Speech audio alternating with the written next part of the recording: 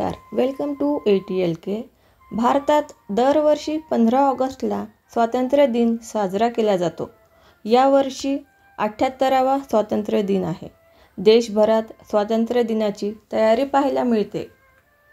यावर्षी स्वातंत्र्य दिनाची थीम आहे विकसित भारत म्हणजे डेव्हलप्ड इंडिया.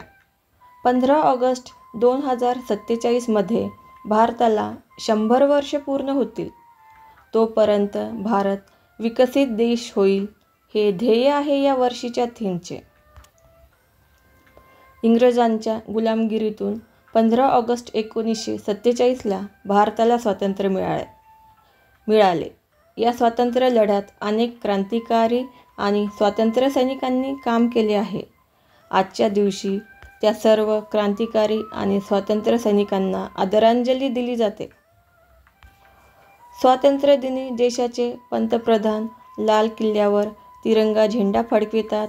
31 तोफांची सलामी दिली जाते.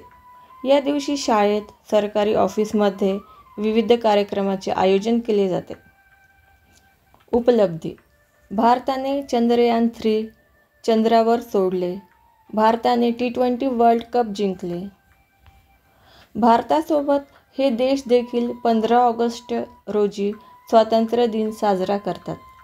कांगो, बहरीन, उत्तर कोरिया, दक्षिण कोरिया, लिechtenstein.